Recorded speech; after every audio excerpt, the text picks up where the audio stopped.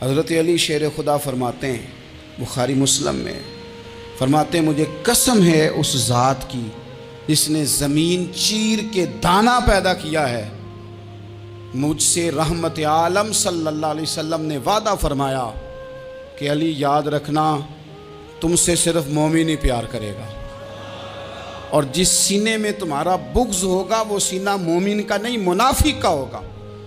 تم سے مومن پیار کریں گے، مومنوں کے دلوں میں کشش ہوگی تمہارے لیے، ان کے سینے کشادہ ہوں گے تمہارے حق میں۔ حضرت مولا علی شیر خدا کی محبت، ان کا نام آئے تو دل ٹھنڈا ہو جائے، آنکھوں میں روشنی آئے، چہرہ روشن ہو جائے، تو معنی یہ ہے کہ ایمان مضبوط ہے دل میں۔ اور اگر بندہ کمزور ہونے لگ جائے، اگر اس کی کیفیات کوئی اور رنگ پیش کریں، تو معنی یہ ہے کہ ایمان سینے میں مضبوط نہیں ہے۔ حضرت علی شیر خدا سے حضور کا جو قربت کا تعلق دیکھیں، کچھ لوگ ایسے ہوتے ہیں کہ جن سے قربت ہوتی ہے، آپ نے کبھی دیکھا ہے ہر بندے سے مل کے بندہ رو نہیں سکتا، ہر بندے کو دیکھ کے رونا آتا نہیں، لیکن کچھ لوگوں سے روح ملتی ہے نا کسی کی، تو ویسے کبھی وہ بندے مل جائیں نا، دل کرتا ہے تینوں سامنے بٹھا لاں، تیرے درد پرانے چھیڑاں۔ کچھ لوگ ایسے ہوتے ہیں جن کے ساتھ حضور تشریف فرما ہیں، حضرت علی شیر خدا کہیں گئے ہوئے ہیں، تو محبوب کیا فرماتے ہیں؟ فرماتے ہیں اللہ اس وقت تک میرے پاس حضرت اسرائیل کو نہ بھیجنا جب تک میں علی سے ملاقات نہ کر لوں۔ دعائیں ہو رہی ہیں کہ میری جب تک ملاقات نہ ہو جائے، میرا جانے کا وقت نہ آئے۔ مشکات میں حدیث موجود ہے۔ تو سرور کائنات علیہ السلام کا جو ان کے ساتھ قربت ہے، حضور کا جو ان سے پیار ہے، حضور نے ہر مہاجر کو ایک انصاری کا بھائی بنایا، انصار کے اندر حضور نے بھائی چارہ قائم فرمایا، اور یہ تاریخ کا وہ والا بھائی چارہ ہے جس کی نہ اس سے پہلے کوئی مثال ہے، نہ قیامت تک دوبارہ کوئی مثال دی جا سکتی ہے۔ بھائی جب سگے بھائی جب شادی شدہ ہو جاتے ہیں نا، تو ان کی اپنی اپنی جیبیں ہو جاتی ہیں، اپنی اپنی گفتگو ہو جاتی ہے۔ 6 ماہ کے بچے کے بارے میں بھی وہ کہنے لگ جاتے ہیں میں نے بچوں کا بھی تو کچھ بنانا ہے نا۔ انہیں بالکل اب وہ چیزیں نظر آنی بند ہو جاتی ہیں جس میں والدین اور بہن بھائی شامل ہوتے ہیں، وہ کہتے ہیں میرے بھی تو بچے ہیں۔ لیکن یہ بھائی چارہ مہاجرین اور انصار کا اتنا زبردست اور معنی خیز ہے، حضور نے بھائی چارہ قائم فرمایا۔ سگے بھائیوں کو وراثت دینا مشکل ہوتا ہے، بڑا کہہ رہا ہوتا ہے کمائی تو میں نے کی تھی، چھوٹا کہہ رہا ہوتا ہے کہ باہر تو پہلے میں گیا تھا، جھگڑے جھگڑے۔ لیکن یہ تاریخ اسلامی کا وہ بھائی چارہ ہے کہ جن میں برادری، قبیلہ، رنگ، نسل، علاقہ ایک نہیں، پر ہزاروں قومیں وجود میں آئیں، دہر میں خشک و تر کے رشتے سے ہم نے بنیاد دوستی رکھی، یاد خیر البشر کے رشتے سے۔ اور اقبال نے جن انداز میں اس مضمون کو بیان کیا ہے وہ انداز ہی نرالا ہے۔ اقبال فرماتے ہیں خاص ہے ترکیب میں قوم رسول ہاشمی، بننے میں کوئی ان کی ترکیب ہی کوئی خاص ہے۔ حضور نے بھائی بھائی بنا دیا۔ اب بھائی جن کو دینی اسلامی مذہبی بھائی بنایا ہے، وہ دوسرے بھائی کے بارے میں کیا ذہن رکھتا ہے؟ وہ کہتا ہے کہ میرے بھائی میرا کاروبار بھی آدھا تیرا، جائیداد بھی آدھی تیری، چونکہ تو میرا بھائی ہے تو تو رسی لے کے پیمائش کر لے، میں اپنا گھر بھی بانٹ کے آدھا تجھے دینا چاہتا ہوں۔ جب اس قدر زیادہ لوگوں کی نظریاتی پختگی ہوئی اور لوگ اس قدر زیادہ مزاج رکھنے لگے، تو پھر ایک خاص قربت کا ماحول وہاں نظر آیا۔ پھر وہ جو مہاجر بن کے آئے تھے اور بہت زیادہ جن لوگوں نے جہاد کیا تھا، جد و جہد کی تھی، گھر بار چھوڑے تھے، پھر ان لوگوں کو زیادہ دشواری نہیں ہوئی، زیادہ آزمائش نہیں ہوئی دل لگانے میں اور مدینے میں رہنے میں۔ بڑی آسانی سے وہ لوگ وہاں رہنے لگے، اور بڑی جلدی ان کا مدینے سے اور اہل مدینہ سے پیار بڑھ گیا۔ تو میرے عزیز بھائیوں، حضور نے ہر انصاری اور مہاجر کو ایک دوسرے کا بھائی بنا دیا، سب کو بنا دیا۔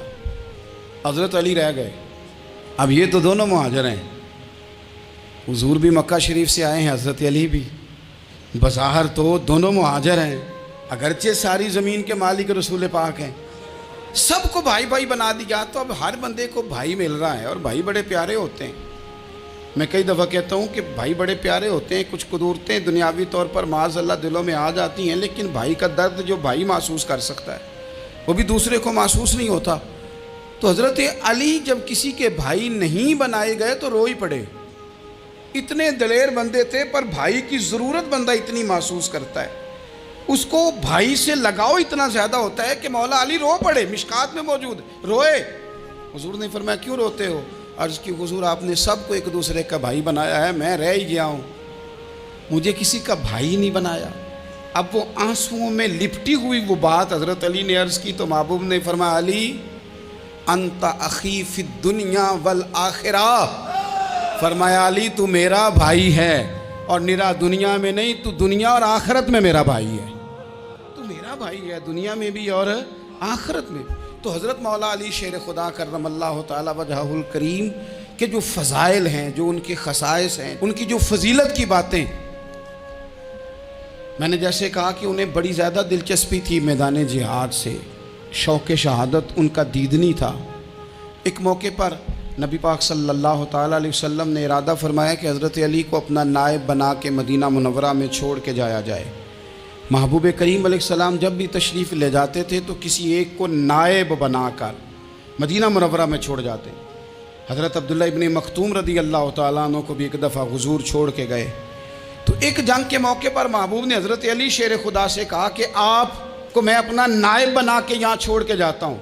یہاں لوگ جان چھڑاتے ہیں، کام کا جب وقت آتا ہے، میدان میں نکلنے کا وقت آتا ہے تو جان چھڑاتے ہیں، اور وہ کہتے ہیں کہ باقی سارے کام لے لو، جب وقت مشکل آئے تو پھر ہمیں کام نہ بتاؤ۔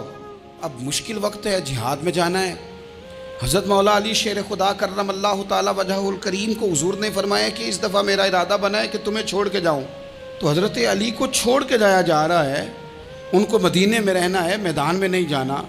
عام آدمی کتنا پسند کرتا ہے کہ میں آرام سے رہوں گا، لیکن حضرت علی کو اتنا شوق تھا میدان جہاد کا، اتنی تڑپ تھی ان کے دل کے اندر کہ عرض کرنے لگے یا رسول اللہ صلی اللہ تعالی علیہ وسلم، رو پڑے، کہنے لگے حضور ساری دنیا میدان میں جہاد کرے گی اور میں یہاں عورتوں اور بچوں کے پاس رہوں گا، میں یہاں عورتوں اور بچوں کے بیچ وقت گزاروں، حضور مجھے لے کے جائیں۔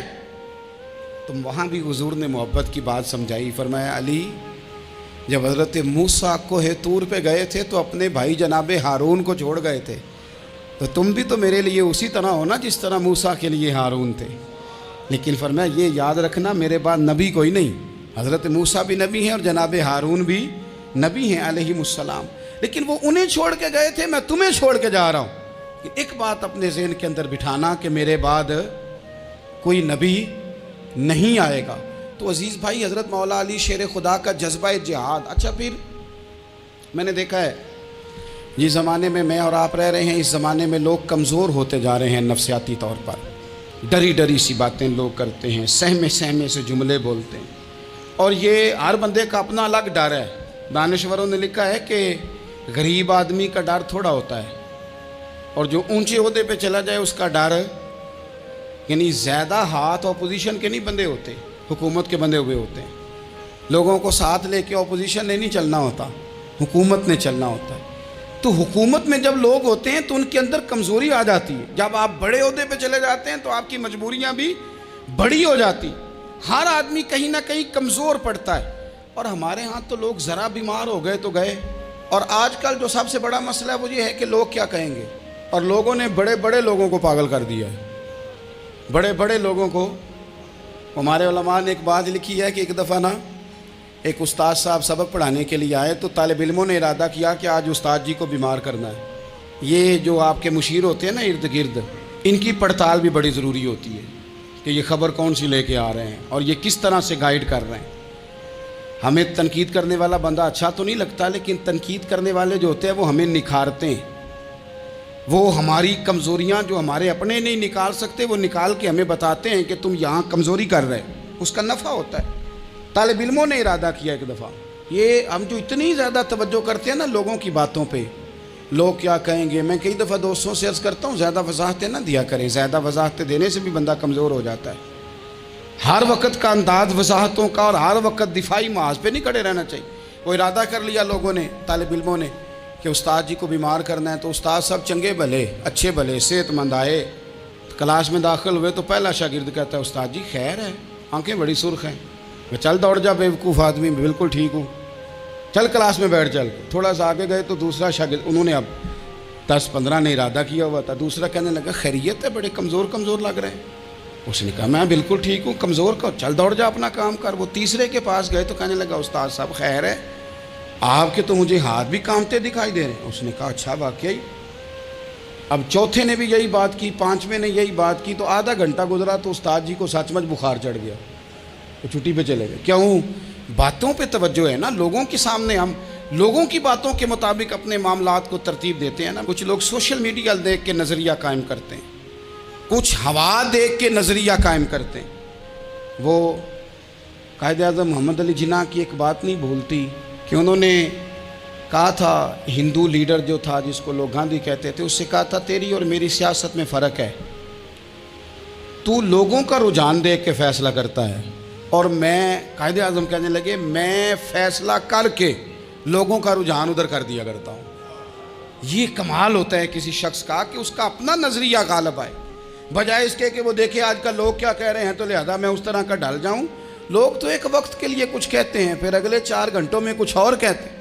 حضرت مولا علی کے مزاج میں استقامت ہے، اور جو لوگ جو بہت زیادہ پراپوگنڈا کرتے ہیں اور بہت زیادہ کسی کے بارے میں بات کرتے ہیں، ان کا وہ مزاج نہیں، ان کی وہ طبیعت نہیں، وہ اپنے حساب سے فیصلہ کرتے۔ ایک شخص تھا عمر بن عبد ود، 90 سال کا بوڑھا، لیکن جب تلوار لے کے میدان میں آتا تھا تو 1000 آدمی کے مقابلے میں لڑتا تھا، اور لوگ جگہ جگہ یہ کہتے تھے تو اس طرح ہے جس طرح عمر بن عبد ود لوگوں کو ڈراتا ہے، تو اس طرح ہو گیا۔ یہ اس کے ارد گرد کے لوگ اس کی مثالیں دیتے تھے۔ جنگ خندق جب ہو رہی تھی تو یہ مقابلے میں آ گیا، تو حضرت علی المرتضیٰ شیر خدا کرم اللہ تعالی وجہ الکریم بھی تشریف فرما تھے۔ اب پورے عرب کے اندر اس کے بارے میں یہ کہا جاتا تھا کہ اس سے نہ لڑو، وہ تو خونخوار ہے، وہ تو درندہ ہے، وہ تو جنگلی شیر کی طرح آتا ہے، وہ تو کاٹ کھانے کو دوڑتا ہے، اس سے کون لڑے؟ ایک خیال تھا۔ اور وہ پراپوگنڈا بعض اوقات اتنا زیادہ کسی کے بارے میں ہوتا ہے کہ ذہن میں، بچے لوگ آتے ہیں نا بچہ دم کرانے کے لیے، تو کہتے ہیں پیر صاحب بڑا ضدی ہے، کسی کی بات نہیں مانتا، باقی بچے ٹھیک تھے، یہ تو بڑا ہی نالائق نکل آیا ہے۔ تو میں کہتا ہوں کہ آپ اس کے سامنے یہ والی باتیں نہ کریں، یہ پکا ہو جائے گا کہ میں ضدی ہوں۔ تو آپ ذہن بنا رہے ہیں اس کا کہ تو اس طرح کا ہے۔ ذہن بنا دیا لوگوں نے کہ عمر ابن عبد ود کے مقابلے میں کوئی نہیں آ سکتا۔ خندق میں یہ آیا، اس نے للکارا مسلمانوں کو، آؤ وہ تمہاری جنت کدھر ہے جس کے بارے میں تم کہتے ہو کہ ہم شہید ہوں گے، تو آؤ میرے مقابلے میں نکلو۔ جب اس نے پہلی دفعہ للکارا تو ابھی بات ختم نہیں ہوئی تھی کہ مولا علی تلوار لے کے اللہ اکبر کہتے کھڑے ہو گئے۔ حضور نے فرمایا بیٹھ جاؤ، حضرت علی پھر بیٹھ گئے۔ وہ پھر پکارا اٹھو کوئی میرے مقابلے میں، تو مولا علی شیر خدا پھر کھڑے ہو گئے، پھر کھڑے ہو گئے۔ حضور نے فرمایا بیٹھ جا۔ ایک شخص نے کہا علی یہ عمر بن عبد ود ہیں، فرمایا مجھے پتہ ہے۔ نہیں سمجھے آپ بات، میں آپ کو سمجھا کے لایا ہوں پیچھے سے کہ پراپوگنڈا کرتے ہیں نا لوگ، ہو آگے نہ جانا، یہاں کرنٹ بڑا زیادہ ہے، وولٹیج بڑے سخت ہیں، تو آگے نہ بڑھنا۔ بھائی کیا ہو جائے گا، اٹھ باندھ کمر کیوں ڈرتا ہے، پھر دیکھ خدا کیا کرتا ہے۔ حضرت علی تیسری دفعہ اس نے کہا نا ہے کوئی، تو حضرت علی پھر اٹھے۔ اب تو رسول پاک صلی اللہ تعالی علیہ وسلم نے تھپکی دی۔ بعض جگہ یہ ہے کہ حضور نے خود تلوار تھمائی، سر پہ امامہ باندھا، اور حضور نے فتح یابی کی دعا فرمائی۔ حضرت علی گھوڑے پہ بیٹھے نکلے، اور جب اس کے سامنے گئے تو جا کے کہنے لگا میرا پتہ ہے۔ حضرت علی فرمانے لگے تو اپنا چھوڑ، میرا پتہ ہے تجھے، مجھے تو جانتا ہے۔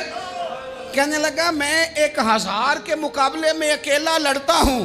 حضرت علی شیر خدا فرمانے لگے پتہ نہیں تو کن سے لڑتا رہا ہے، جانے وہ کون ہے جن سے تو لڑتا رہا ہے، وہ کون 1000 تھے جو تیرے مقابلے میں آتے تھے، پتہ نہیں۔ تو کہنے لگا میرا نام میری ماں نے عمر بن عبد ود رکھا ہے۔ فرمایا چھوڑ تو، میری ماں نے میرا نام حیدر رکھا ہے۔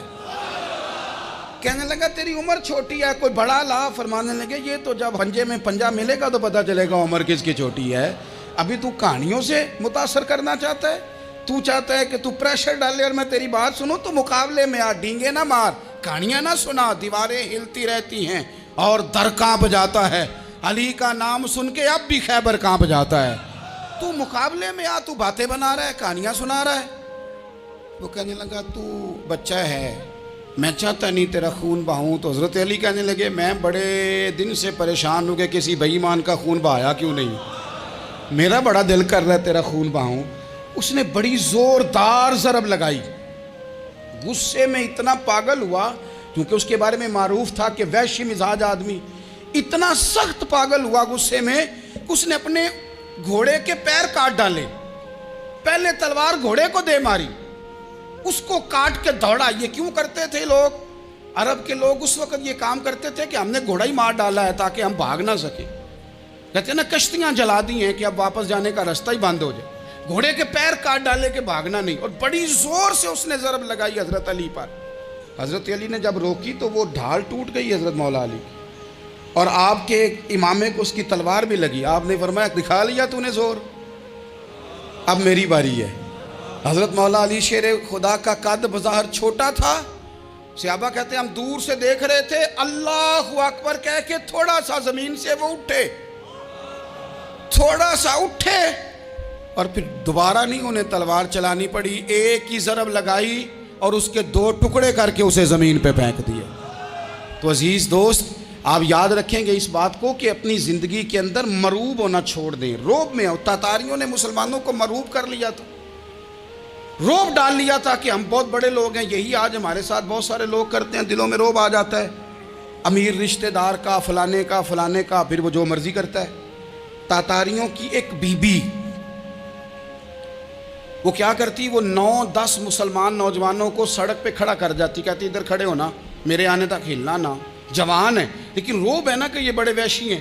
اکیلی بی بی اندر جاتی، تلوار لے آتی، اور وہ کھڑے ہیں، وہ بھاگے بھی نہیں، اتنا ڈر گئے، ٹانگیں کانپ رہی ہیں، بھاگنے کی بھی جرت نہیں کر رہے۔ تسلی سے گئی ہے، تلوار لے کے آئی ہے، اور اس نے 9 جوان مسلمانوں کے گلے کاٹ دیے۔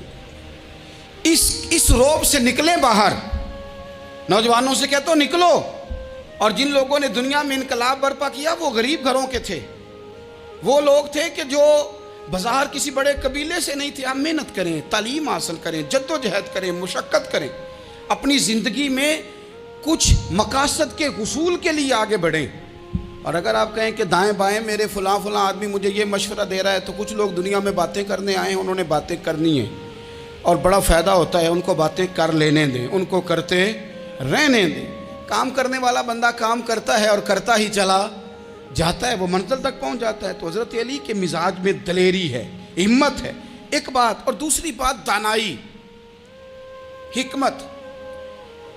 یہ جو ہمارے فیصلے ہیں نا جذباتی، اور جناب آج فلانے نے یہ کہہ دیا تو میرا پروگرام یہ بن گیا، تو پھر کل کسی نے اور کچھ کہہ دیا تو میرا پلان اور بن گیا۔ میں سب سے زیادہ ان لوگوں کے حق میں پریشان ہوتا ہوں جو سویرے کچھ اور کہتے ہیں، دوپہر کو کچھ اور کہتے ہیں، شام کو کچھ اور کہتے ہیں۔ بھئی آپ کا کوئی نظریہ ہونا چاہیے، کوئی ویژن ہونا چاہیے زندگی میں، آپ کے اندر کوئی حکمت اور دانائی ہونی چاہیے۔ اس کے لیے کیا کرنے کی ضرورت ہوتی ہے؟ اس کے لیے ضرورت ہوتی ہے کہ آپ کا ذہن ایک طرف ہو۔ میرے اسا فرمایا کرتے تھے زندگی میں ایک کام کر لو پر صحیح کر کے کر لو۔ ہم نے ایک تو سارے کام کرنے ہیں۔ آج کل ہر بندہ صحافی ہے، ہر بندہ تجزیہ نگار ہے، ہر بندہ سیاستدان ہے، ہر بندہ ہی مفتی ہے، ہر بندہ ہی جناب واعظ ہے، ہر بندے کے پاس ہی کچھ مسئلے۔ اس کا نقصان یہ ہے کہ کسی کے پاس بھی کچھ نہیں۔ وہ کسی درویش نے کہا تھا کہ جب سب لیڈر ہوں تو سمجھو کوئی لیڈر نہیں، کیونکہ سارے جو لیڈر ہو گئے۔ میرے عزیز، ایک طرف ذہن کو رکھیں اور اپنے اس کام میں کمال پیدا کریں۔ حضرت مولا علی شیر خدا کو اللہ نے حکمت دی تھی۔ نبی پاک صلی اللہ تعالی وسلم کے صحابی حضرت عبداللہ ابن مسعود رضی اللہ تعالیٰ عنہ فرماتے ہیں، امام ابو نعیم نے لکھا ہے کہ حضرت عبداللہ ابن مسعود فرماتے ہیں نبی پاک صلی اللہ علیہ وسلم نے فرمایا اگر حکمت کے 10 حصے کیے جائیں نا، دانائی کے 10 حصے کیے جائیں، تو اس میں سے 9 حصے اللہ تعالیٰ نے حضرت علی کو عطا فرمائے ہیں، اور ایک حصہ باقی لوگوں کو ملا ہے۔ دانا تھے، معاملہ فہم تھے۔ کچھ بندے بڑے منافق قسم کے تھے، تو حضرت علی اذان ہو گئی تو وہ حضرت مولا علی شیر خدا کے پاس آگے، اذان ہو گئی، حضرت علی نے جماعت کرانی۔ ان کا خیال تھا کہ آج ہم نے جماعت لیٹ کرانی ہے کسی طریقے سے۔ ہم چونکہ زیادہ باتیں، میں دوستوں سے کہتا ہوں بہت زیادہ خبریں نہ دیکھا کرو، بہت زیادہ بھی چیزیں نہ سنا کرو۔ آپ تو میرے بھائی موبائل کے اندر چلے جائیں گے، پھر باہر کی دنیا تو اور ہے، تو تھوڑا باہر بھی نکلیں تصویروں سے، تھوڑا باہر بھی آئیں، دیگر معاملات بھی دیکھیں۔ ہمیں بڑے بڑے اچھے لوگ زندگی میں مل جائیں گے، لیکن ہم ان کے قریب نہیں جاتے، ہم دیکھتے نہیں کہ اصل بات کیا ہے، سنی سنائی چیزوں پر زیادہ گمان کرتے ہیں۔ اب حضرت علی چونکہ بڑے دانا تھے، مصلے پہ بڑھ رہے ہیں، جماعت کھڑی کرنی ہے، اللہ اکبر کہہ رہے ہیں، بندوں کا خیال تھا نماز لیٹ کرانی ہو، نے فٹافٹ حضرت علی سے کہا کہ حضور ذرا وہ جانور تو بتائیے گا کتنے ہیں جو انڈے دیتے ہیں، اور ذرا وہ بھی بتائیے گا جو بچے دیتے ہیں۔ یہ ذرا اب کتنے کو بندہ جانور گنے، آہستہ آہستہ بندہ شمار کرے، وہ بکری جو ہے وہ بچہ دیتی ہے، مرغی انڈا دیتی ہے، اور گائیں جو ہے وہ بچہ دیتی ہے، اور بطخ جو ہے وہ انڈا دیتی ہے۔ اب بندہ تو یہ گننے لگ جائے تو حضرت علی شیر خدا یہاں ہاتھ ہیں، فرمانے لگے گھر جا کے گن لینا، موٹی سی بات بتاتا ہوں، جن جانوروں کے کان باہر ہوتے ہیں وہ بچے دیتے ہیں، جن کے اندر ہوتے ہیں وہ انڈے دیتے ہیں۔ اللہ اکبر، نماز کی نیت باندھ لی، تم گننا گھر جا کے۔ موٹی سی بات بتا دیتا ہوں، وہ صاحب کہتے ہیں میں حضرت علی رضی اللہ تعالیٰ عنہ کو الجھانے آیا تھا، میں خود بڑا الجھ گیا۔ یہ کیا ماجرا ہے، کیا معمہ ہے کہ دو فکروں میں انہوں نے بات کو سمیٹا اور کمال کر دی۔ کہنے لگے گھر جا کے گننا، یہاں ٹائم نہیں، نماز کا وقت ہے، بس جن کے کان اندر ہے نا وہ انڈے دیتے ہیں، اور جن کے باہر ہیں وہ جا کے حساب کرنا۔ آپ ڈھونڈ لیں، تلاش کر لیں، چلے جائیں ماہرین کے پاس، پر شیر خدا شیر ہی ہے۔ حضرت مولا علی کے جملوں میں کمال ہے، ان کی دانائی، ان کا تدبر، ان کی حکمت، ان کا فہم، ان کی فراست، ان کا کمال۔ ایک شخص بڑی دور سے آیا، اس نے کہا حضور مجھے نا لمبی باتیں یاد نہیں رہتی، دو باتیں بس بتا دیں میں عمل کروں تو زندگی بن جائے، دو باتیں۔ تو حضرت علی فرمانے لگے لمبی امیدیں نہ لگانا، لمبی امیدیں نہ لگانا، موت کا پتہ نہیں کب آ جائے گی۔